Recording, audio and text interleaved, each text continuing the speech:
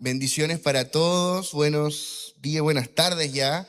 Estamos muy felices de estar acá con ustedes, nos sentimos ya parte de la familia, nos sentimos como en casa y estamos felices de estar en Chile también. Estamos de visita, resolviendo algunos temas legales y luego volvemos a India. Tenemos todas nuestras cosas allá, nuestros muebles, todo, digamos, esperándonos para volver. Y por otro lado, acá no tenemos nada, solo las maletas que trajimos con un poco de ropa, un par de cosas más. Y es lo que hay. Entonces nos ha tocado estar un poco de allá para acá. Llegamos el domingo antes de la convención de jóvenes, o sea, hace 2 semanas más o menos, creo que llegamos.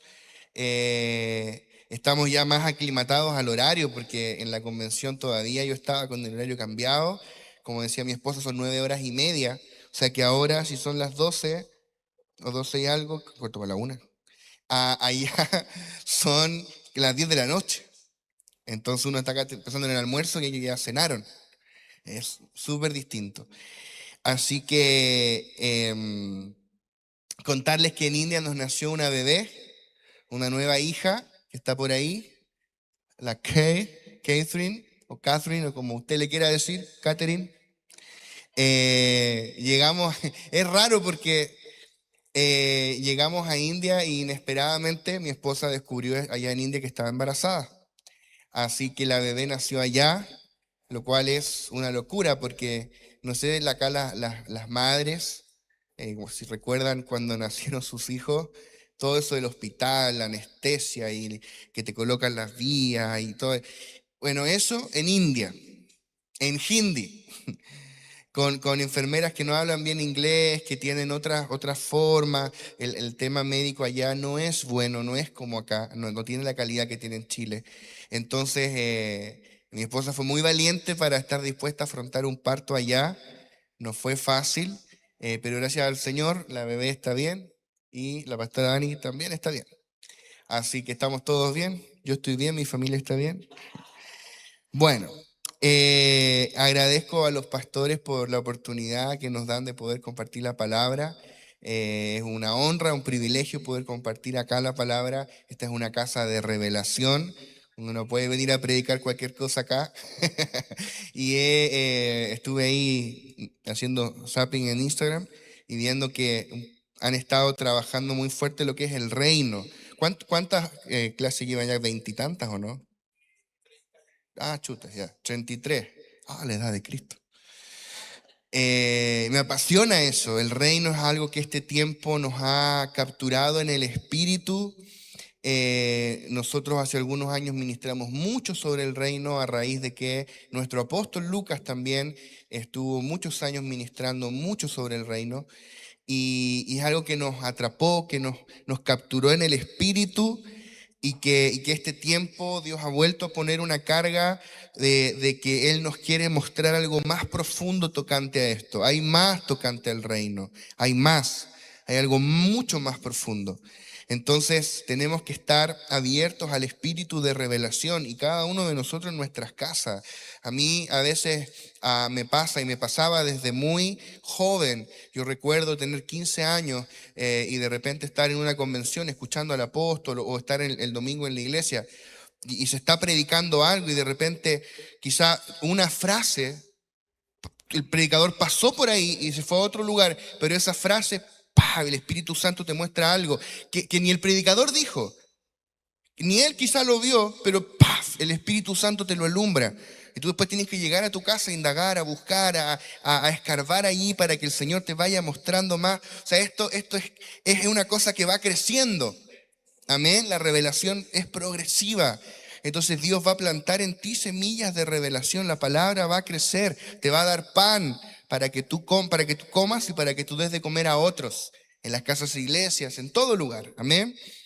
Entonces, es en ese contexto que quiero ministrar hoy, en el contexto del reino. Estuve ministrando un poco sobre esto en la convención de jóvenes. Voy a leer nuevamente algunos versículos que leí en la convención, pero sobre eso vamos a ir construyendo otras cosas. El tema del reino es bien interesante porque Porque al principio, como la mayoría de nosotros venimos de un trasfondo medianamente cristiano, ya sea evangélico o católico, pero medianamente cristiano, o sea, sabíamos que existía la Biblia, sabíamos que existe Jesús, que murió en la cruz, lo básico, más o menos todos lo manejábamos, ¿sí o no? Lo básico, lo básico. Entonces, como venimos de un trasfondo de la cristiandad, por ahí nos cuesta ver lo central que es el reino en las Escrituras y en el mensaje de Jesús. Nosotros nos ha tocado un escenario distinto en la India, por ejemplo, donde tú tienes 1.000 millones de personas que nunca han escuchado el Evangelio, solo en India, y hay a lo menos 1.000 millones más en otros países. Nunca lo oyeron, nunca dieron una Biblia, nunca conocieron a un cristiano. No voy a predicar de eso hoy, pero quiero tomar una ilustración. Si tú tomas a un indio que nunca en su vida vio una Biblia, no sabe lo que es el libro negro con letras doradas, no, nunca vio una Biblia, nunca lo escuchó, nunca escuchó de Jesús, nunca escuchó nada, nada, nada. Si tú lo tomas y tú le pasas una Biblia, o se la encuentra, no sé, en una estación de bus, se le olvidó a un hermano la Biblia, ¿qué es esto? Santa Biblia, ¿qué será? ¿Se come? Y la abre así al azar. Y le sale Mateo capítulo 4. Y empieza a leer. Mateo 4:17, para ser exacto. Desde entonces comenzó Jesús a predicar y a decir: arrepentíos, porque el reino de los cielos se ha acercado. Y empezar desde ahí a leer en el capítulo 4, el capítulo 5 y así. ¿De qué crees tú que pensaría esta persona que trata el libro? Yo dudo que ese indio pensaría que lo que está leyendo es un libro religioso. Piénsalo. Jesús comenzó a hablar de arrepiéntanse porque llegó el reino. ¿Qué reino? No sé. O sea, tal vez él pensaría, este lector, sin contexto, pensaría que se trata de un libro político. Oye, están trayendo un reino, una revolución, un partido político nuevo. ¿Qué es esto? Algo con un reino. Yo dudo que él pensaría que se trata de un libro religioso. Y si tú sigues leyendo las enseñanzas de Jesús, lo central de su enseñanza fue el reino, que lo vamos a ir acercándonos poco a poco, pero un reino que al menos en la superficie chocaba tanto con la religión de su época que los religiosos fueron los que lo mandaron a matar. Los religiosos. O sea, esta cosa que llamamos reino choca con la religión. No es lo mismo. Entonces, el reino es uno de los temas centrales en las Escrituras. Juan el Bautista predicaba del reino. Arrepentidos porque el reino de los cielos se ha acercado, en Mateo capítulo 3. Después tú das vuelta una hoja y en Mateo capítulo 4, 17 que lo leímos, Jesús predica exactamente el mismo mensaje. El primer mensaje de Jesús fue el reino. Y además mensaje repetido. Después en el verso 23 recorrió Jesús toda Galilea, enseñando en las sinagogas de ellos y predicando el evangelio del reino y sanando toda enfermedad y toda dolencia en el pueblo. Luego Cristo muere, resucita, y lo que Jesús le estuvo hablando durante 40 días a sus discípulos después de resucitar fue el reino de Dios. Hechos 1:3, hablándoles acerca del reino de Dios. Felipe en Hechos 8:12, 1:3, hablándoles acerca del reino de Dios.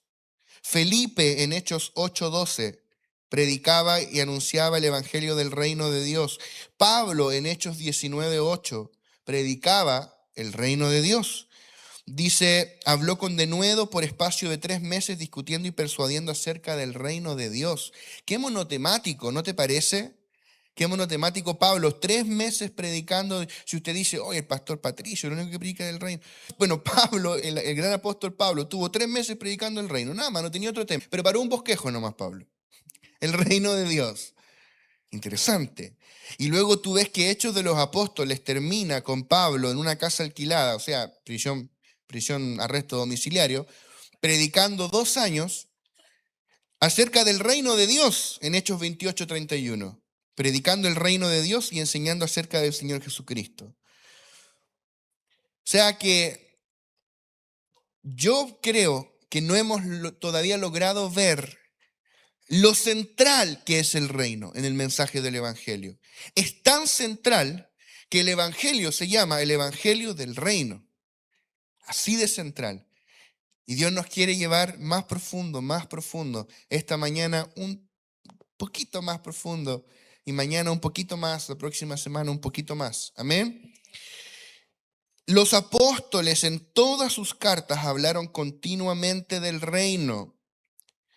Primera de Tesalonicenses 2, del 10 al 12. Vosotros sois testigos, y Dios también, de cuán santa, justa e irreprensiblemente nos comportamos con vosotros los creyentes. Así como también sabéis de qué modo, como el Padre a sus hijos, exhortábamos y consolábamos a cada uno de vosotros, y os encargábamos que anduvieseis como es digno de Dios, que os llamó a su reino y gloria. Qué hermoso. Este pasaje ha resonado en mi espíritu este tiempo. Dios nos llamó a su reino y gloria. Podríamos hacer una serie completa llamados a la gloria, pero quedémonos hoy con llamados al reino. Dios nos llamó a su reino. Tu llamamiento es al reino. Dios no te llamó a un club social. Dios no te llamó a asistir a los cultos semanales, aunque tienes que asistir. Ni siquiera Dios te llamó a ser parte de una casa iglesia, aunque debes ser parte de una casa iglesia. Dios te llamó a su reino. Amén. Nuestro llamamiento es el reino. Y todo lo que Pablo dice antes, cuando dice, ustedes saben de qué modo los exhortábamos y los consolábamos. ¿Por qué? Porque fuimos llamados al reino. Cuando dice, ustedes saben de qué forma santa, justa e irreprensible nos comportamos, por causa de que fuimos llamados al reino. Entonces yo me pregunto, ¿qué involucra este llamamiento al reino? ¿Qué hace? ¿Qué implica? ¿Qué cosa Pablo veía tan vívidamente que quizás nosotros necesitamos ver con mayor profundidad? Hay algo que aún no hemos visto. La frecuencia con que los apóstoles hablan del reino, la forma en que lo hacen, los lugares en que te colocan el reino, y por ende, porque el reino, que tú dirías, no debería estar esa palabra allí. Hay algo que Dios nos quiere mostrar. Nosotros conocemos el reino. Es más, el reino está en nosotros. El reino está en ti. Si tú naciste de nuevo y recibiste a Cristo, el reino está en ti. Tú conoces el reino, lo has experimentado y hasta cierto punto entiendes el reino. Lo entendemos hasta cierto punto, pero no lo hemos entendido en toda su profundidad, en toda su plenitud. No hemos visto todo tocante el reino. Tú ves Pablo, Pedro, Santiago, Hebreos, Apocalipsis. Por ejemplo, Apocalipsis, capítulo 1, verso 1, dice la revelación de Jesucristo que Dios le dio para manifestar a sus siervos las cosas que deben suceder pronto. Y las declaró enviándola por medio de su ángel a su siervo Juan, que ha dado testimonio de la palabra de Dios y del testimonio de Jesucristo y de todas las cosas que ha visto. Verso 9, yo Juan, vuestro hermano y copartícipe vuestro en la tribulación, en el reino y en la paciencia de Jesucristo, estaba en la isla llamada Patmos, por causa de la palabra de Jesucristo. O sea, parafraseando a Juan, él dice, yo estoy en esta isla por causa del reino, dando testimonio del reino. Por eso Juan introduce acá el reino en el verso 9, cuando dice, copartícipe vuestro en la tribulación, en el reino y en la paciencia de Jesucristo. Tribulación es evidente, si el tipo lo tienen preso en una isla desierta.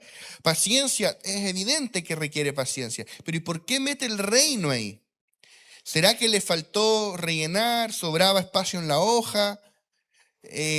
¿Por qué coloca el reino en este contexto? Y es porque Él está queriéndonos decir que todo lo que Él está atravesando es por causa del reino, que todo lo que Él está padeciendo en esa isla lo padece por causa del reino, por la expectativa del reino, por la esperanza del reino, por la realidad del reino en la cual Él vivía, porque su cuerpo estaba preso en esa isla, su espíritu nunca estuvo preso.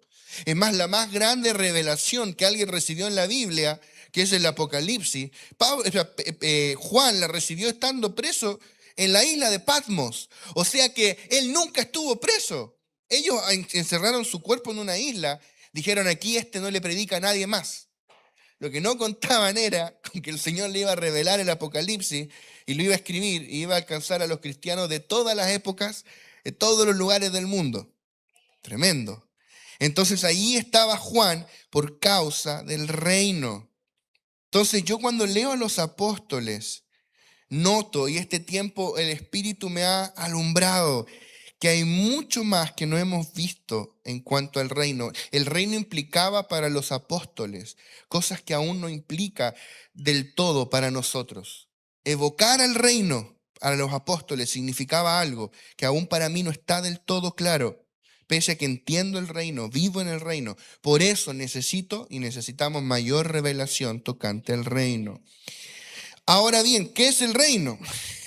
Esa es la pregunta. ¿Qué es el reino? Es difícil de definir. El reino es un misterio. Podríamos hablar del reino en términos del propósito eterno de Dios. Para hablar del propósito eterno de Dios, lo podemos hacer de muchas formas, porque está ligado a su plan, a su voluntad, a su beneplácito. Podríamos hablar de muchas formas. Por ejemplo, podríamos hablar del propósito de Dios en términos de Cristo y la iglesia. Decir que el propósito eterno de Dios es hacer preeminente a Cristo por sobre todas las cosas y luego impartir a ese Cristo en la iglesia y hacer de la iglesia su expresión orgánica, un pueblo que lo exprese, que porte su vida, su naturaleza y que lo represente a través de su misma vida. El propósito eterno de Dios, Cristo y la iglesia, ¿verdad? Pero podríamos también definir el propósito eterno de Dios en términos del reino y decir que el propósito de Dios era y es extender o agrandar su reino a todo lo creado. Agrandar su reino, extender su reino. En este sentido, el reino es la esfera donde Dios ejerce autoridad o influencia. ¿Sí? Antes de la caída de Satanás, Dios ejercía autoridad sobre todo lo que él había creado. Una autoridad absoluta, una sumisión absoluta. Todo se hacía conforme a la voluntad de Dios. Luego de que Satanás se rebela y un tercio de los ángeles lo siguen en su rebelión, ellos salen de la esfera de la autoridad de Dios, salen de la esfera del reino y pasan a estar en una esfera de rebelión. Ahora, no están fuera de la soberanía de Dios. Dios sigue siendo soberano. Todo sigue estando bajo el control y el dominio de Dios, porque Él es Dios. Pero no están más bajo la esfera de la absoluta obediencia y sumisión a Dios. ¿Se entiende? O sea, están fuera de la esfera de la autoridad y la influencia de Dios. Están en una esfera de rebelión. Pero Dios seguía ejerciendo su plena autoridad sobre 2/3 de los ángeles y sobre todo el resto de la creación, incluido el hombre. Pero luego Satanás tentó, ¿verdad? La serpiente tentó a Adán y Eva y el hombre cayó. Y entonces el hombre salió de la esfera del reino de Dios y pasó a estar en una esfera de rebelión y de muerte. Y cuando el hombre cayó, todo lo creado bajo el cielo se corrompió. Todo, dice la palabra, la creación fue sujeta a esclavitud de corrupción. Todo se corrompió por causa del hombre. Hay algunos que creen que a raíz de la caída los animales se volvieron feroces. Es más, sabemos que luego de la caída la tierra empezó a producir espinas y cardos y se hizo difícil de arar. O sea, antes era fácil, era mucho más fructífera. O sea, toda la creación, mira el condoro de Adán, toda la creación se corrompió. La creación que tú ves ahora, así de hermosa y gloriosa, no es ni una sombra de lo que era, pero va a volver a ser. Ya vamos para allá. Entonces, en este estado caído, donde todo lo creado bajo el cielo se corrompió, incluido el hombre, El propósito eterno de Dios es traer todo de vuelta a su orden, todo de vuelta a su reino, redimir al hombre. Primero, redimir al hombre y luego usar a la humanidad redimida, que se llama iglesia, como un vehículo para extender su reino a todo lo creado. Todo lo creado así se volvería nuevamente la esfera del reino de Dios. Para este redimir, Dios debía encarnarse, morir, resucitar, ascender a los cielos y impartirse en nosotros como el Espíritu vivificante, ¿verdad? Impartirse en nosotros como vida. De esta forma, el ser humano redimido, o sea, tú y yo, experimentamos el reino ya no solo como una esfera de autoridad y de influencia. Tú y yo experimentamos la esencia misma del reino dentro de nosotros. Esa esencia es Cristo mismo, la persona de Cristo. Y entonces ahora, a través de la iglesia, que es el nuevo hombre, la nueva humanidad, Dios está expandiendo su esfera de influencia, todo lo creado. Dios está trayendo todo de vuelta a su orden, para que todo lo creado experimente a través de la iglesia, no solo la esfera de autoridad, sino la esencia del reino, que es Cristo mismo, en nosotros, la esperanza de gloria. Amén. Es decir, que si nos paramos en la eternidad pasada, antes de que Dios creara todo, podríamos describir el propósito eterno de Dios en términos del reino, diciendo que el propósito de Dios era que todo lo creado experimentara tanto la esfera del reino de Dios como la esencia y la vida misma del reino, que es Cristo, la persona de Cristo. ¿Y cómo Dios lo iba a hacer? Impartiéndose a sí mismo en un pueblo especial llamado iglesia, que sería una unidad orgánica con Él, la extensión de Dios en la tierra, la manifestación de su vida y de su persona.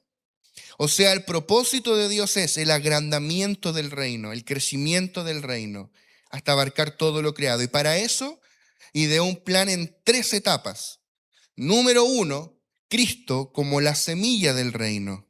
Este es el plan, como la boca de playa del desembarque del reino de Dios en la tierra y en la humanidad, donde Cristo se encarna y Él viene a la tierra y Cristo mismo era el reino. Esto lo sabemos. Cristo mismo era el reino, porque Él es el rey. Él era la semilla del reino. Él mismo era la esfera donde Dios manifestaba su perfecto gobierno. Por eso Cristo también en su calidad de hombre, porque Él era totalmente Dios y totalmente hombre, en su calidad de hombre, vivió en perfecta obediencia al Padre, porque Él era el reino. Y en el reino hay perfecta obediencia al Padre. Por eso todos los que se acercaron a Jesús y lo tocaron fueron sanados, porque en el reino no existe la enfermedad. Amén. Entonces, como Cristo era el reino y es la esfera de la perfecta autoridad, perfecta sumisión a Dios, todo lo que venía ajeno a eso no podía prevalecer. Y por eso los enfermos eran sanados, los endemoniados eran liberados, los pecadores eran transformados. Zaqueo estaba arriba de un árbol escuchando de lejos. Y fue tan tocado por las palabras de aquel hombre reino, aquel reino encarnado, que cuando Jesús le dijo, Zaqueo, bájate, porque voy a ir a tu casa, Zaqueo dijo, voy a devolver el cuádruple de todo lo que me robé. Porque el tipo era un cobrador de impuestos, trucho. Y dice, y Jesús nunca le pide nada. Él dice, voy a devolver 4 veces todo lo que yo... El reino. Él era el reino, la esfera del reino. Era casi como un plan piloto de lo que Dios iba a hacer después. Entonces, en el Señor Jesús, Dios obtuvo el reino o recuperó un medio para la expresión de su reino en la tierra, de su autoridad, de su influencia. Y esto era solo el comienzo. Luego viene el paso número 2, que es la iglesia. El agrandamiento de Cristo y por ende del reino. La iglesia es la fase inicial del establecimiento del reino en la tierra y en la humanidad. Viene a ser como el plan piloto del reino, el anticipo de la realidad del reino. Porque después, spoiler, viene una fase 3. Por medio de la iglesia, todo lo que ocurría con el Cristo encarnado, ahora puede ocurrir en muchos lugares al mismo tiempo. Porque ahora Cristo tiene un cuerpo agrandado, un cuerpo compuesto de millones de miembros que somos nosotros. Entonces ahora la esfera del reino se agrandó a la iglesia. En esta era, en la práctica, el reino es la iglesia. Entonces, cuando alguien viene aquí, viene al reino, viene a la esfera de la perfecta autoridad de Dios, perfecta sumisión a Dios, donde no hay muerte, donde no hay opresión, donde no hay enfermedad, donde no hay miseria, donde no hay desobediencia a Dios, donde no hay pecado. El reino. Y donde quiera que nosotros vamos, porque hoy día estamos reunidos aquí, o sea, esta es una asamblea gubernamental. Todos los reyes, sacerdotes, embajadores del reino estamos acá reunidos. Pero mañana, cuando cada uno vaya de agente secreto a su... Oye, estuve viendo una entrevista, es viral, a un ex agente de la CIA. Y él cuenta cómo ellos se infiltran en distintos países y van de agente encubierto y de doble agente. Bueno, pero cuando tú vas de agente encubierto a tu trabajo, que tú pareces un trabajador, haces trabajo de trabajador, pero tú no eres un trabajador de esa empresa, tú eres un embajador del reino. Cuando tú vas a tu universidad, los que estudian a tu colegio, tu instituto, tu escuela, tu jardín, a lo que sea que tú vayas, tú ahí eres un agente infiltrado para leudar con la vida del reino. Amén. ¿Cuántos acá pueden testificar que alguien los ganó para Cristo en una oficina, en la feria, en un lugar de trabajo? ¿Sí o no? Muchos de nuestros jóvenes, la mayoría de nuestros jóvenes, se ganaron en el colegio, en la universidad, lo trajeron los compañeros. A nosotros nos pasó en San Miguel, por ejemplo, cuando estábamos nosotros en Santiago, que la gran mayoría de toda una generación de chicos jóvenes, todos eran compañeros que se fueron ganando en el colegio, en la universidad. Qué maravilloso, qué bendición. Ahora bien, esta fase, esta era de la iglesia, no es el fin. Hay un tercer paso, que es las naciones y todo lo creado. Que todo lo creado entre en la esfera del reino, en perfecta sumisión, bajo su perfecta autoridad. Allí la creación que hoy está en corrupción será restaurada a la gloria que tenía originalmente y mayor. En esta etapa final del reino vemos la manifestación plena del reino. Esto desde cierto ángulo está ocurriendo a través de la iglesia, desde cierto ángulo. Pero desde otro ángulo, el reino solo vendrá en plenitud cuando Cristo venga.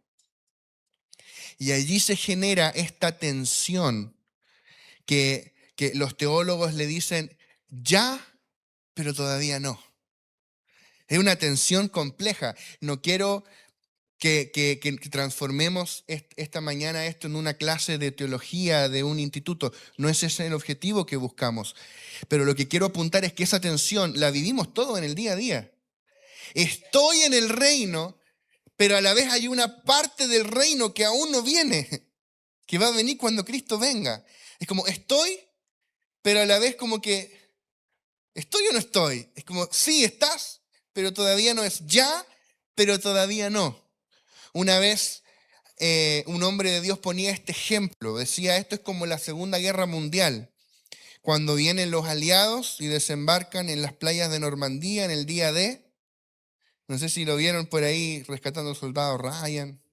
Desembarcan, es el día, o sea, ese desembarco lo planearon por meses. De hecho, lo postergaron, iba a ser un par de días antes, lo postergaron porque había mal clima y los barcos no iban a poder cruzar desde Inglaterra.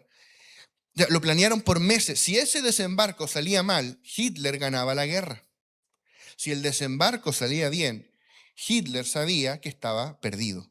Era cosa de tiempo para que los aliados llegaran a Berlín. Y eso fue lo que pasó. Entonces desembarcan los aliados en Normandía, como en las películas, y todo eso. Ganan esa batalla, aseguran la playa. Ese día, cuando le llega el WhatsApp a Hitler, y perdimos Normandía, Hitler supo, perdí la guerra. El año que siguió fue un trámite. Y un año después, en 1945, los aliados entran en Berlín y ganan la guerra. Berlín es la capital de Alemania. Ese le llaman el día D de victoria. El día de victoria. Y el día D, porque el día del desembarco. Fácil. Entonces, ¿cuál es la enseñanza de este hombre de Dios? Él decía, la guerra se determinó el día D, pero se manifestó plenamente esa victoria, se consumó el día D, un año después. Y en ese intertanto, los soldados vivían en un lapsus, en una era, donde ya sabían que ya habían ganado, la victoria decisiva ya se ganó, la batalla decisiva ya se ganó, pero todavía no se manifiesta plenamente esa victoria. ¿Se da a entender? ¿Sí? Entonces, de hecho, hasta antes del desembarco, los soldados que estaban en la guerra se tiraban así, kamikaze. ¡Ah! Después del desembarco, los soldados se empezaron a guardar un poquito, porque se dieron cuenta que la guerra iba a terminar y que iban a poder volver a casa. La guerra estaba asegurada. O sea, el día que Cristo murió en la cruz, ese es el día D. Cristo derrotó a Satanás definitivamente. Amén. Cristo derrotó a Satanás definitivamente. Todavía anda como león rugiente buscando a quien devorar y dando un par de coletazos, pero él ya está derrotado, aunque todavía ande. Pero cuando Cristo venga, el diablo será echado al lago de fuego. Y entre medio algunas otras cosas más también. La escatología es bien complicada, pero hay que resumirla.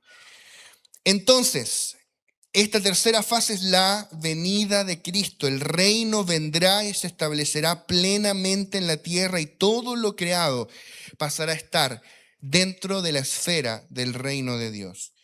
Entonces, ¿hacia dónde voy? El reino es un misterio. ¿Cuál es ese misterio? ¿Cuál es ese misterio? El misterio del reino es que ya vivimos en el reino. Ya vivimos en el reino. Y dice, pero ¿y dónde está? No, ya vivimos en el reino.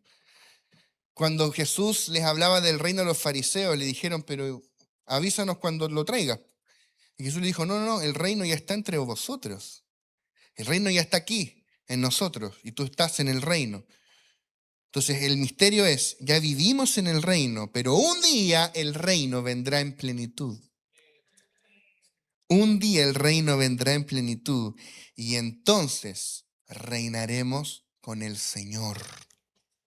Y ahí se va a poner buena la cosa. Ahí se va a poner buena.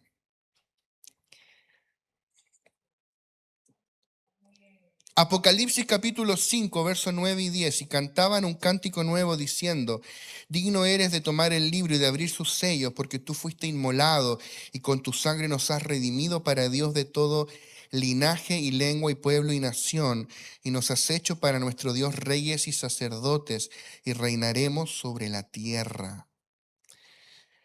Tienes que notar que dice, nos has hecho reyes y sacerdotes. Eso está en tiempo presente. Ya lo somos, no lo vas a hacer. Tú ya eres un rey.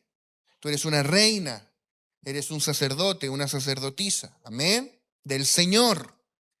Pero después dice, y reinaremos sobre la tierra. Eso está en tiempo futuro. Porque eso todavía no pasa.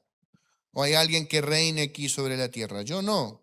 En Nueva Delhi reina Moody, el primer ministro. Y acá en Chile, José Antonio Kast. Y antes estaba Boric. Y después va a haber otro. Probablemente no tú. Bueno, quién sabe. pero no reinamos sobre la tierra. Ese es mi punto. No reinamos sobre la tierra. Eso está en tiempo futuro. Ahora, dice la palabra en Romanos, nosotros reinamos en vida, reinamos en Zoe. O sea, a través de la vida de Cristo que me habita, yo ejerzo el dominio del reino sobre mi ambiente. O sea, tú eres un rey, por eso si no, no serías rey. Tú eres rey en tu lugar de trabajo, tu lugar de estudio, los ámbitos en que tú te mueves. Tú reinas por medio de esa vida. Pero un día, cuando el reino venga, cuando Cristo venga por segunda vez, reinaremos literalmente sobre la tierra si somos fieles ahora, si no negamos al Señor, si estamos dispuestos a sufrir por causa de la edificación de la iglesia, de cumplir el llamado y el propósito que se nos asignó, si estamos dispuestos a ser fieles y a ser vencedores, reinaremos sobre la tierra. La verdadera y gran promesa del reino no es en esta era, es en la venidera. Eso puede ser extraño de oír si nunca lo oíste antes, pero es así.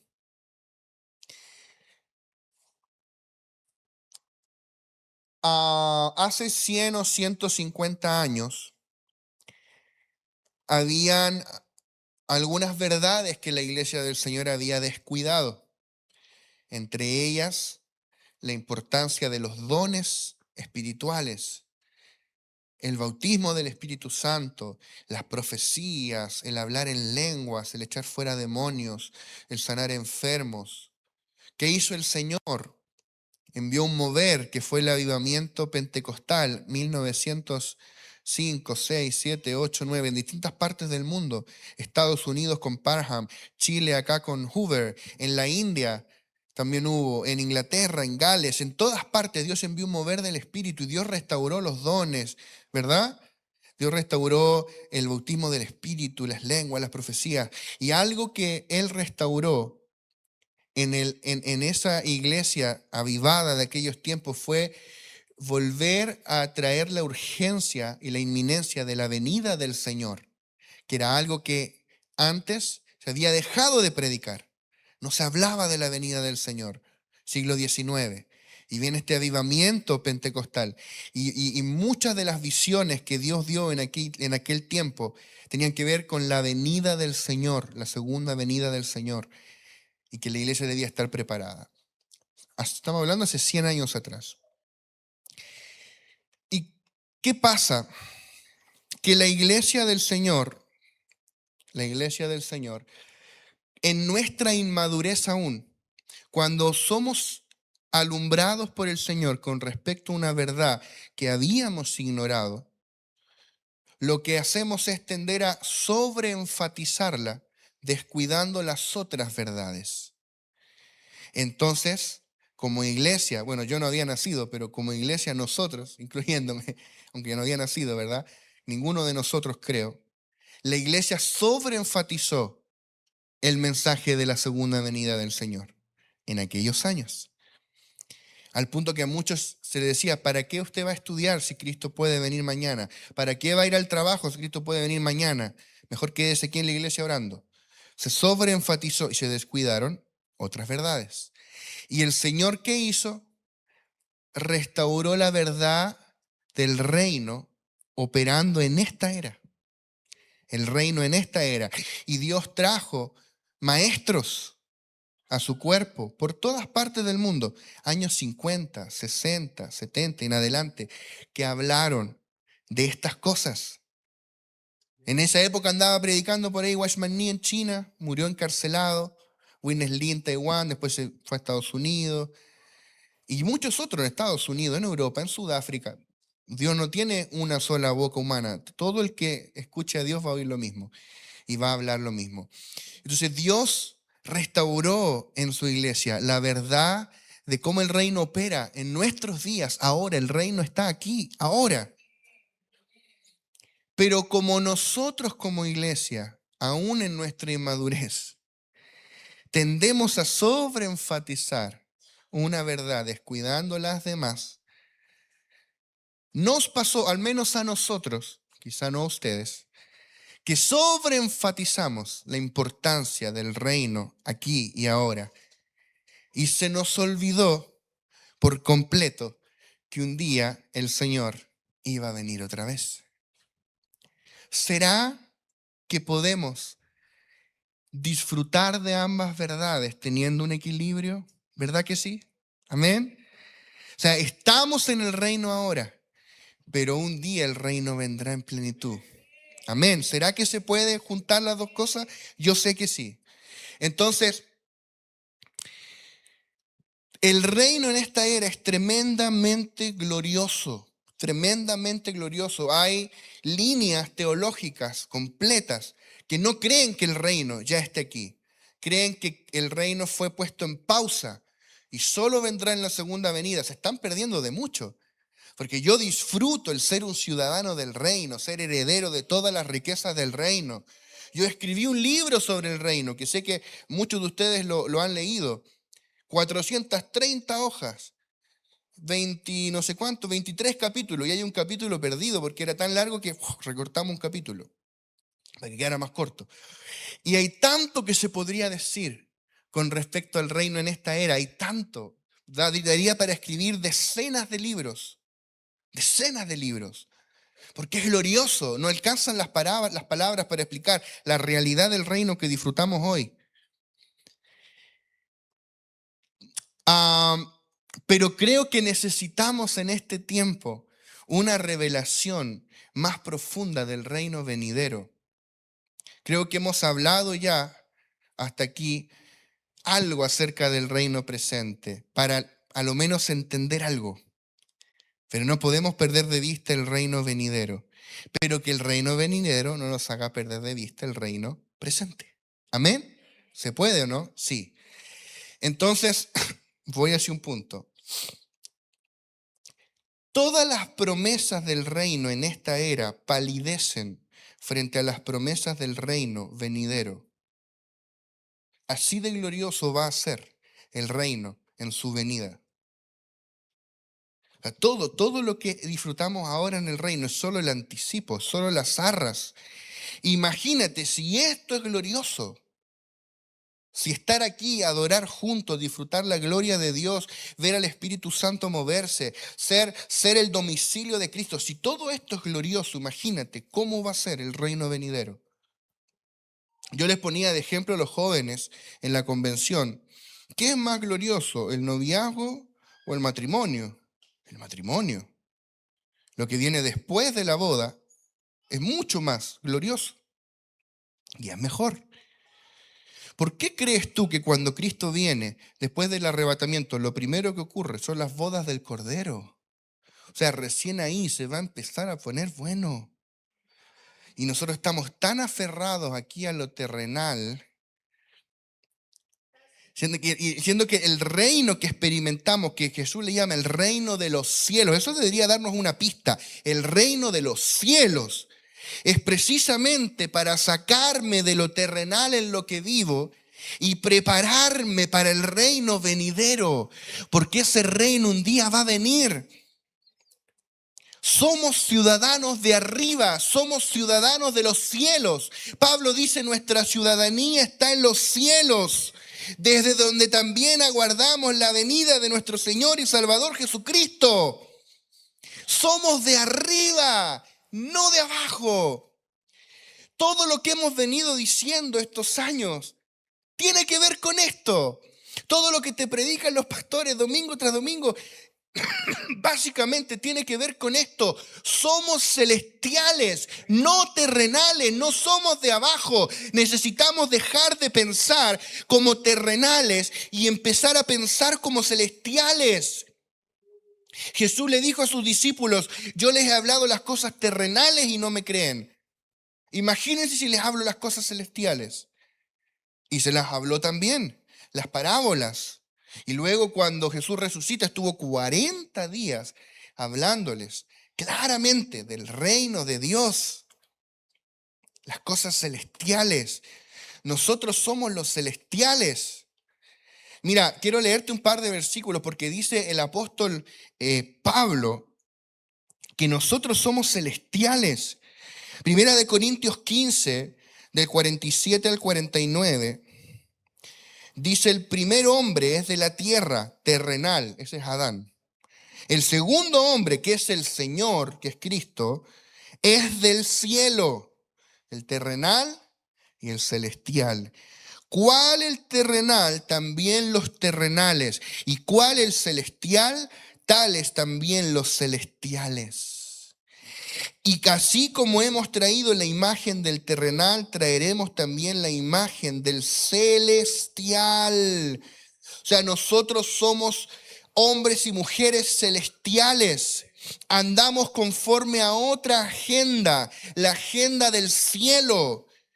Y todo lo que compartimos semana tras semana aquí es para que mi mente y tu mente deje de estar secuestrada por las cosas de la tierra y sea puesta en las cosas de arriba, del cielo, donde está Cristo sentado a la diestra de Dios. Eso es lo que dice Pablo en Colosenses. Permíteme leerlo. Verso 1 en adelante. Capítulo 3, Colosenses 3. Si pues habéis resucitado con Cristo, buscad las cosas de arriba, donde está Cristo sentado a la diestra de Dios. Poned la mira en las cosas de arriba, no en las de la tierra. Porque habéis muerto y vuestra vida está escondida con Cristo en Dios.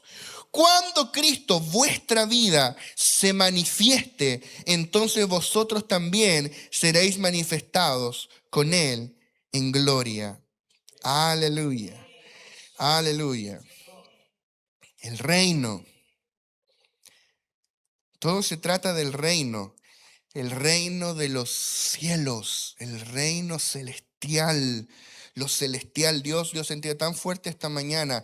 Dios nos quiere sacar de los asuntos terrenales. Dios nos quiere introducir en lo celestial. Somos el pueblo celestial. Aleluya.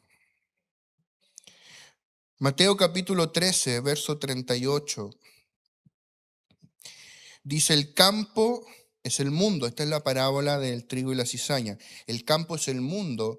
La buena semilla son los hijos del reino. Y la cizaña, los hijos del malo. No voy a explicar la parábola completa, solo quiero puntualizar, mostrar cómo Jesús dice: la buena semilla son los hijos del reino. Mira qué forma tan curiosa de hablar de la iglesia. Los hijos del reino. ¿Y los otros qué son? Los hijos del malo, del diablo. Jesús le dijo a los fariseos: ustedes son hijos de vuestro padre, el diablo. Algunos me encuentran pesado a mí. Bueno. ¿Y nosotros qué somos? Hijos del reino. Somos el pueblo del reino. Yo lo que veo ahí es un grupo colectivo de gente que tiene una mentalidad distinta a los otros pueblos, un pueblo apartado de todos los otros pueblos, en su espíritu, en su corazón, en su mente, en su manera de vivir, en su manera de ver la vida, en su lista de prioridades. Ese era el plan piloto que Dios hizo con Israel en sombra y figura. Ustedes serán mi especial tesoro de entre todos los pueblos, me serán un reino de sacerdotes. Es eso lo que Dios quería hacer con la iglesia, un pueblo diferente a todos los otros pueblos. Fuimos llamados a ser un pueblo distinto, el pueblo del reino. Somos los hijos del reino. Primera de Pedro capítulo 2, verso 9 al 12. Mas vosotros sois linaje escogido, real sacerdocio. O sea, un cuerpo de sacerdotes, pero de la realeza, que establece un reino. Nación santa, pueblo adquirido. Es como todo empieza a cobrar sentido. Somos un pueblo adquirido por Dios. ¿Para qué? Para que anunciéis las virtudes de aquel que os llamó de las tinieblas a su luz admirable. Vosotros que en otro tiempo no erais pueblo, pero que ahora sois pueblo de Dios, que en otro tiempo no habíais alcanzado misericordia, pero ahora habéis alcanzado misericordia. Amados, yo os ruego como a extranjeros y peregrinos. Nota cómo esto está conectado en la mente del apóstol Pedro. Yo os ruego como extranjeros y peregrinos. que os abstengáis de los deseos carnales que batallan contra el alma, manteniendo vuestra buena manera de vivir entre los gentiles, para que en lo que murmuran de vosotros como de malhechores, glorifiquen a Dios en el día de la visitación. ¿Cuándo va a ser eso? Cuando el Señor venga, al considerar vuestras buenas obras. Entonces nosotros, amados hermanos, somos un pueblo distinto a todos los pueblos de la tierra. Nosotros no marchamos al paso que marchan los otros pueblos. Nosotros seguimos otra meta. Nosotros estamos buscando otro galardón. Seguimos a otro rey. Tenemos otra agenda. Somos un pueblo de extranjeros y de peregrinos sobre la tierra. No tenemos aquí nuestra morada permanente, sino en el reino venidero. Eso se nos tiene que revelar en el Espíritu, amados. No somos de aquí. Yo cuando estoy en la India, yo digo, no soy de aquí. Y en cierto punto, en lo natural, lo puedo decir, bueno, porque soy de Chile. Pero estando acá en Chile, también debo confesar, yo no soy de aquí. Yo soy de arriba. Yo soy del reino que está viniendo. Porque crees que la oración del reino comienza diciendo, venga tu reino. Ese reino está viniendo. Muy pronto va a ser establecido sobre la tierra y los vencedores reinaremos con el Señor. Amén. El reino está viniendo. Por ende, aquí yo estoy de paso. Soy un peregrino. Soy un extranjero. Yo este tiempo he experimentado lo que es ser extranjero. Hemos vivido ya 2 años y medio en la India, donde no hablan nuestro idioma, no tienen nuestras costumbres, la moneda es otra, la comida es otra, todo es diferente, manejan para el otro lado, el clima es distinto, es otro mundo, literalmente, del otro lado del globo. Y yo soy extranjero, entonces mi comida ellos ni siquiera existe allá. Mis billetes de Chile allá son papel para quemar. Mi idioma español no lo conocen. Es más, yo digo Chile y no lo saben encontrar en un mapa. Y hay mucha gente que cree allá que Chile es como un estado dentro de Estados Unidos. Creen que soy gringo. Porque no conocen Chile. O sea, un extranjero vive de cierta forma. Nunca echa raíces del todo, porque tú eres extranjero. Y además, peregrino. Qué interesante manera de vivir. Por ejemplo, yo ahora ando de viaje. Vinimos a Chile con 8 maletas. Y eso es todo lo que tenemos. Nuestra vida está allí. No ando con muebles. No me traje un sillón. No me traje una cama. No me traje un televisor. Porque ando de paso, ¿sí o no? Bueno, tú andas de paso aquí en la tierra. ¿Para qué acumular tanto? No digo que no tengas posesiones materiales. Digo, ¿para qué aferrarse tanto a lo de aquí? ¿Para qué afanarse tanto con lo terrenal? Si nosotros somos de arriba. Y ese reino de arriba está viniendo aquí. Aleluya. Hebreos capítulo 11, verso 13 al 16. Conforme a la fe murieron todos estos sin haber recibido lo prometido, sino mirándolo de lejos y creyéndolo y saludándolo y confesando que eran extranjeros y peregrinos sobre la tierra. Porque los que esto dicen claramente dan a entender que buscan una patria. Yo no tengo patria en mi espíritu. En lo natural, por supuesto que la tengo. Yo en el espíritu no tengo patria. Pues si hubiesen estado pensando en aquella de donde salieron, ciertamente tenían tiempo de volver. Pero anhelaban una mejor, esto es, celestial. Por lo cual Dios no se avergüenza de llamarse Dios de ellos, porque les ha preparado una ciudad, el reino. Esa ciudad está bajando a la tierra, se llama Nueva Jerusalén, que es la iglesia, la unión del Dios triuno con su iglesia. Pero la plenitud de esa realidad que hoy disfrutamos, invisible, va a venir cuando Cristo venga. Y tú das vuelta a la página en tu Biblia, en Hechos, pero en Hebreos 12, del 28 al 29, termina el párrafo y dice, así que, está terminando el párrafo, así que, recibiendo nosotros un reino inconmovible, tengamos gratitud y mediante ella sirvamos a Dios agradándole con temor y reverencia, porque nuestro Dios es fuego consumidor. Gloria a Dios, gloria a Dios. Quiero contarte algo. Cuando yo estaba escribiendo el libro sobre el reino, primero que todo, yo no quería escribirlo. Lo escribí por una orden directa del Espíritu Santo. Y él comenzó a hablarme algunas cosas que él quería que estuviesen allí. Y cada vez que él me hablaba algo, yo lo apuntaba. Y estuve así durante 5 años, apuntando todo lo que el Señor me ordenaba poner allí. Y un día tuve una experiencia muy fuerte con el Señor. Yo estaba en la casa de mis padres. Yo todavía no estaba casado, vivía con mis padres. Y estaba solo y estaba cocinando. Y yo estaba en la cocina. No sé si a alguno de ustedes le habré contado esto, quizás sí. Yo estaba en la cocina cocinando, revolviendo la olla, y, y oigo la voz del Señor que me dice, al que venciere, yo le daré a comer del maná escondido. Wow, Señor. Ya, déjame, estoy cocinando.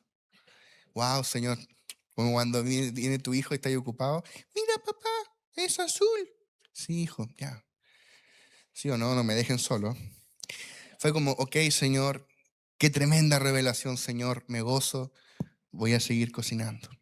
Seguí cocinando y el Señor me empezó a nombrar cada una de las 7 iglesias de Apocalipsis cuando dice, al que venciere, yo le daré que se siente conmigo, al que venciere, yo le haré columna en el templo de mi Dios, al que venciere.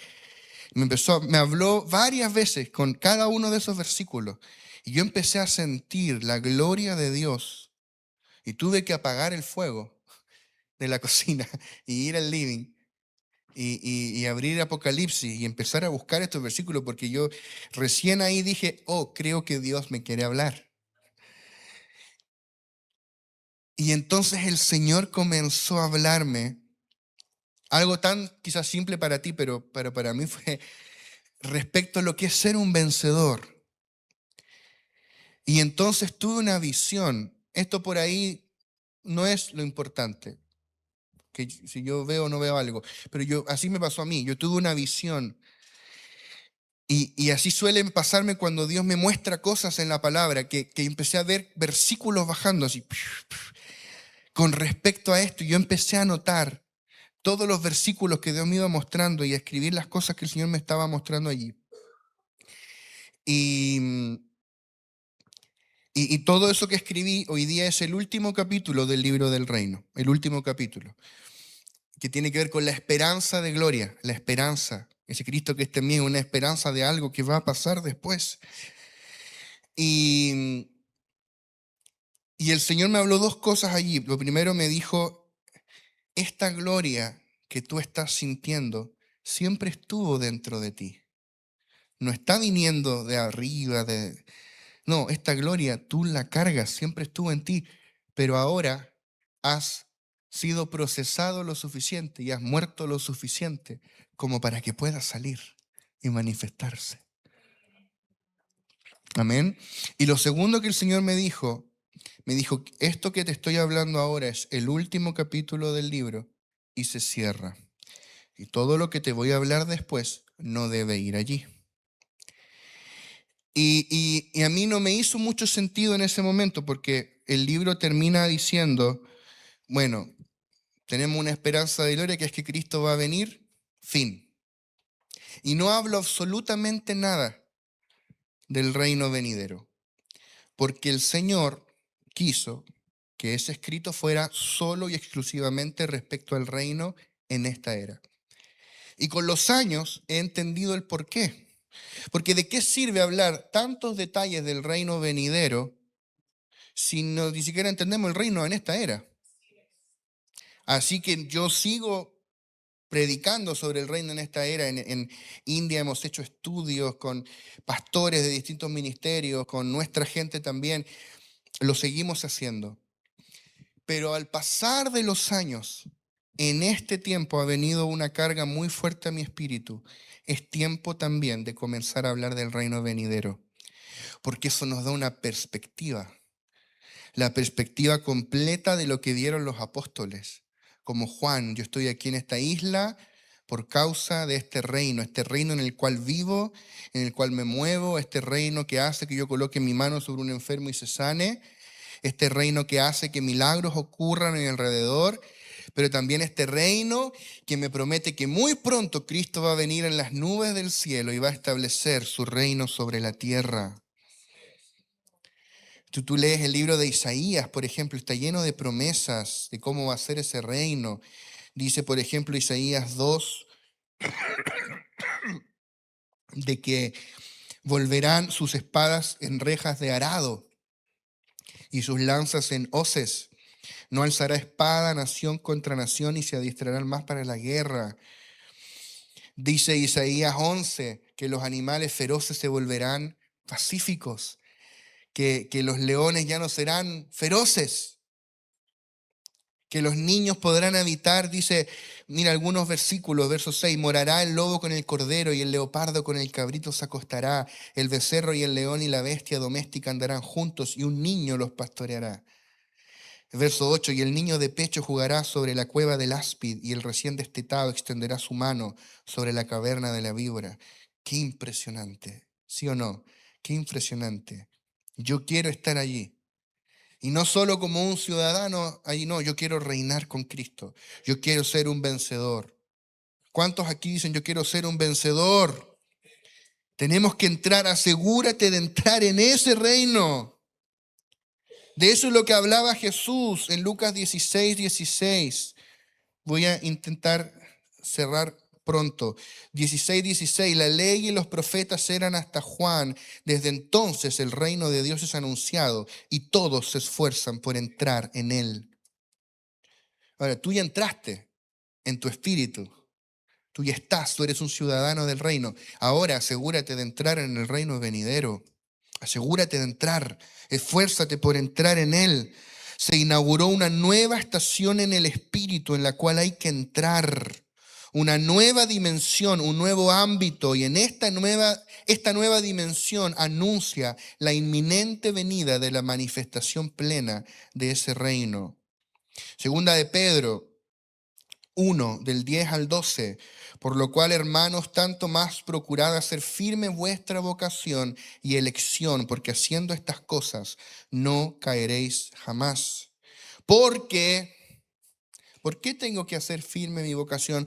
Porque de esta manera os será otorgada amplia y generosa entrada en el reino eterno de nuestro Señor y Salvador Jesucristo.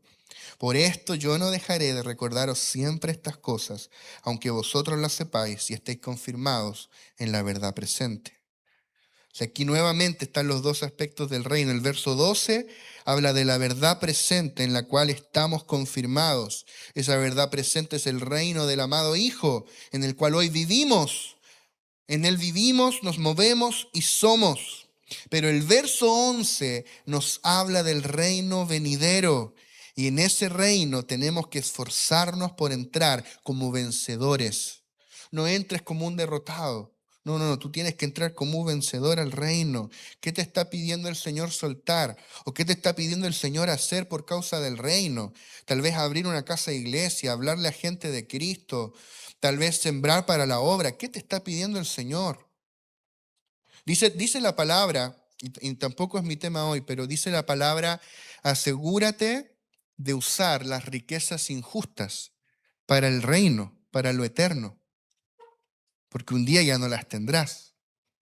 O sea, si Dios te ha prosperado aquí, es por causa del reino, no es para otra cosa.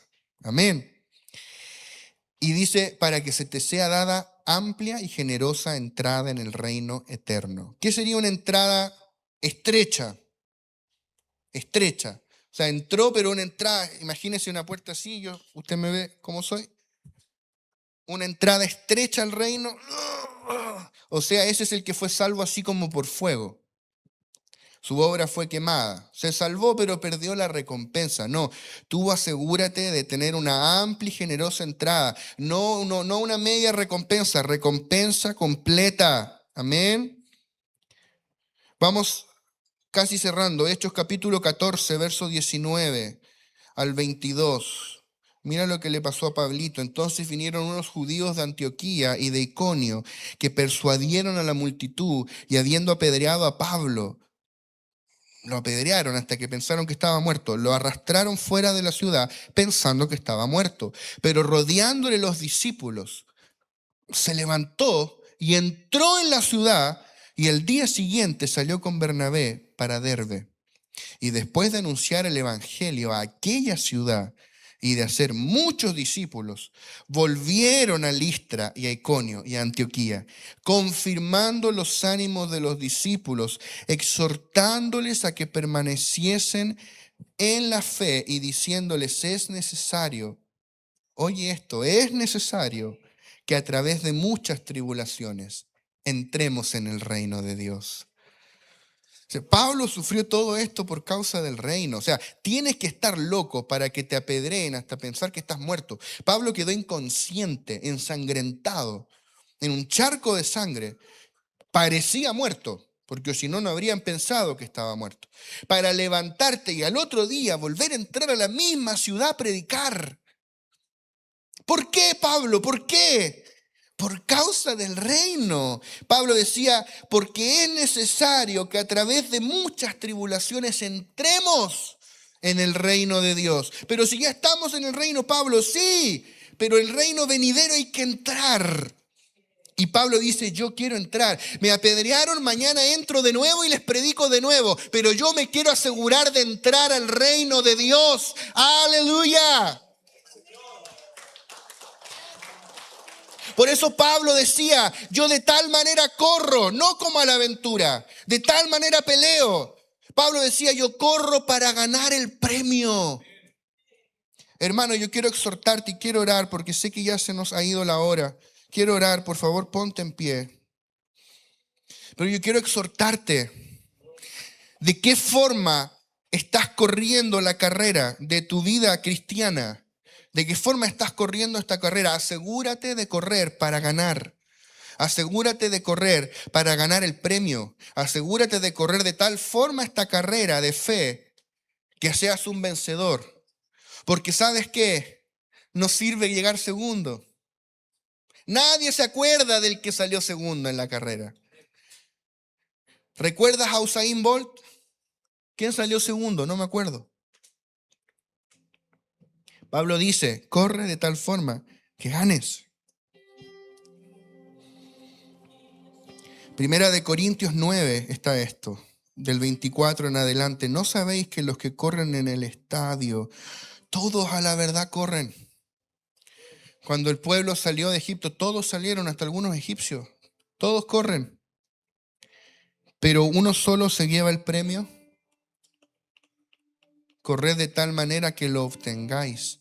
No de todos se agradó Dios, sino que muchos quedaron en el desierto y no entraron en el reposo.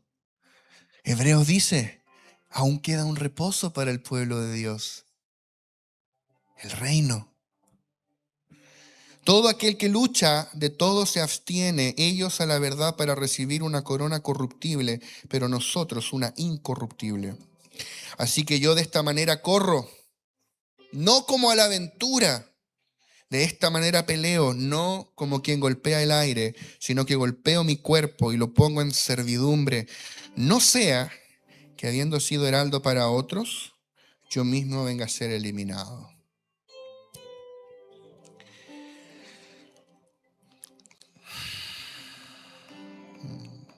Te adoramos, Señor. Te adoramos, Señor.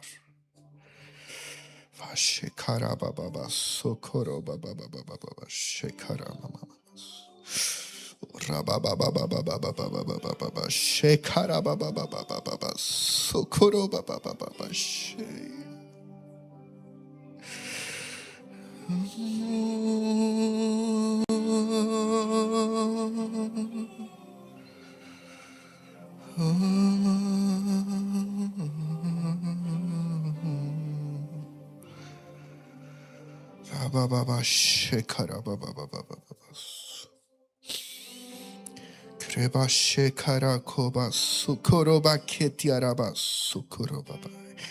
Ikiataraba sokoroba seketereba kotoroba sokoroba baba.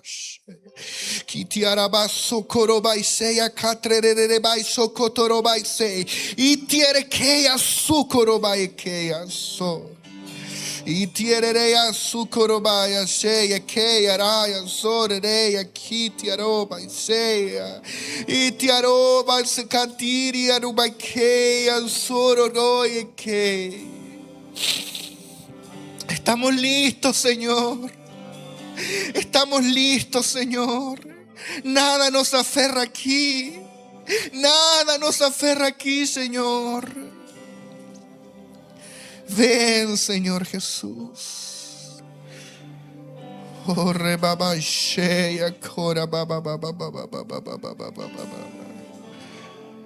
A llover, Señor. A llover las aguas de tu espíritu. A llover la lluvia de tu espíritu en este lugar, en esta tarde, Señor. Remueve nuestros espíritus, remece nuestros espíritus. Arráncanos de lo terrenal, Señor. Introdúcenos en lo celestial.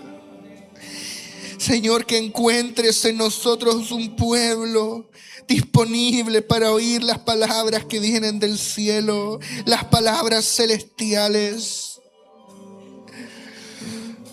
Oh, aleluya. Espíritu de Dios. Espíritu. Oh, aleluya.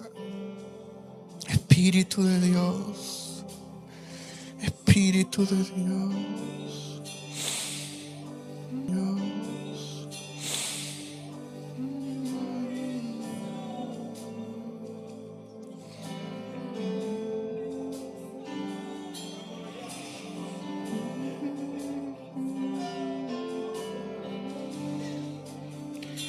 Haz llover, haz llover, rompe las fuentes del cielo, haz llover, haz llover, rompe las fuentes del cielo, haz llover, haz llover, rompe las fuentes del cielo, haz llover, haz llover, rompe las fuentes del cielo, haz llover, haz llover, rompe las fuentes del cielo, haz llover, haz llover, rompe las fuentes del cielo, haz llover, haz llover, rompe las fuentes del cielo, haz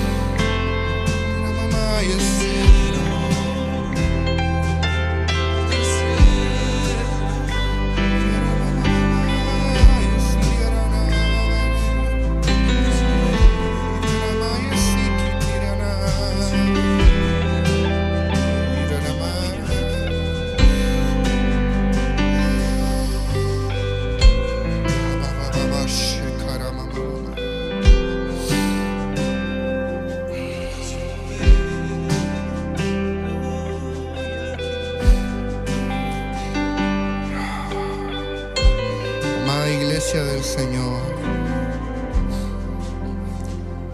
Tengo una impresión tan fuerte en mi espíritu. Quiero compartirla con ustedes. El Espíritu Santo desea llevarnos a toda su iglesia en todo lugar. Desea llevarnos a aguas tan profundas, algo tan diferente de lo que hemos visto hasta ahora, algo tan nuevo, que todo lo que hemos tocado hasta ahora solo parecerán juegos de niños. Todavía estamos en el kindergarten con el Espíritu de Dios. Si Él nos hablare las cosas celestiales, las creeremos, le obedeceremos. Seremos suficientemente locos para seguir al Cordero donde quiera que va. Espíritu de Dios, aquí tienes una iglesia que tiene hambre, que tiene sed de ti, Señor, de tu reino celestial, de lo que viene de arriba, no de las cosas de la tierra. Porque cosas que ojo no vio, ni oído oyó, ni han subido en corazón de hombre, son las que Dios ha preparado para los que le aman. Amada iglesia del Señor Jesucristo, aún no hemos visto nada. Dios quiere darnos mucho más de Él. Dios quiere llevarnos a mucho más de Él, mucho más de Cristo, mucho más del Espíritu del Dios vivo, fluyendo a través de nosotros, muchas más riquezas de Cristo, mucha más profundidad en Él. Cristo es esta tierra prometida en la cual vivimos, nos movemos y somos. Él quiere llevarnos a valles y lugares de esta tierra que aún son completamente inexplorados. Hay mucho más del Espíritu de Dios para su iglesia. Señor, nosotros queremos ser de los que oyen, de los que tienen un oído atento, afinado para oír tu voz. Encuentra en nosotros, Señor, un pueblo dispuesto a tu espíritu, a tu mover, a tu fluir, Señor. Gracias, Señor. Gracias, Jesús. Gracias, Jesús. Gracias, Jesús. Te adoramos, Cristo.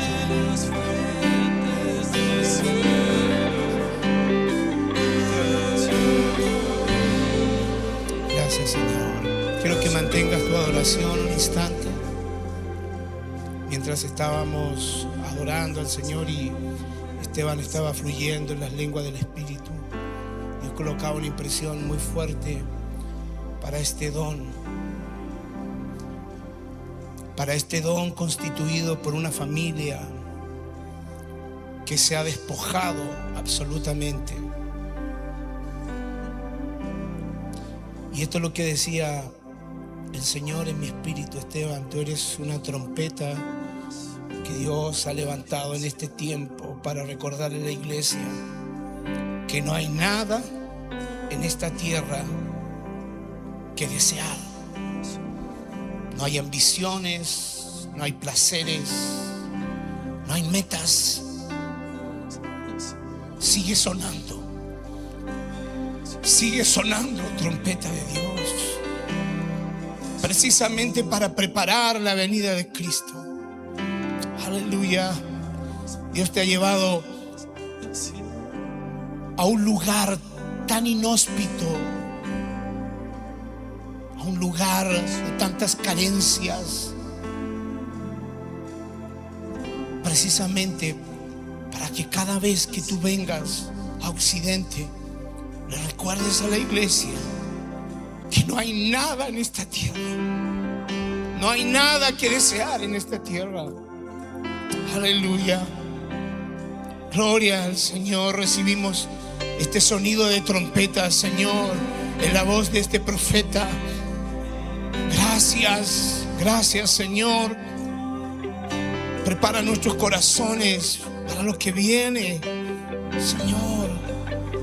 Como decía tu palabra, aún no hemos experimentado nada. Nada. Nuestras comodidades nos impresionan tanto, Señor. Los placeres de este mundo nos afectan tanto, Señor, que creemos que para eso hemos venido. Y tú nos recuerdas que somos simplemente vasos que deben contener un único contenido: tu gloria. Tu gloria. Gracias por este vaso llamado Esteban. Gracias por este vaso llamado Daniela. Señor, sigue llevando a Esteban, a Daniela, Señor, por los lugares que tú has preparado para ellos, Señor.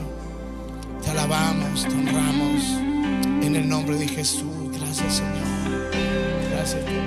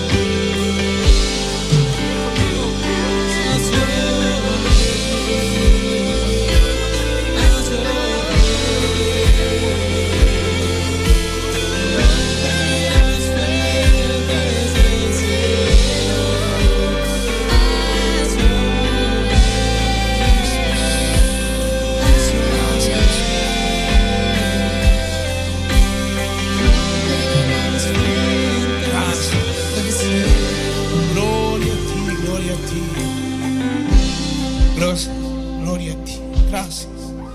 Gracias, Señor. Amén. Amén. Amén.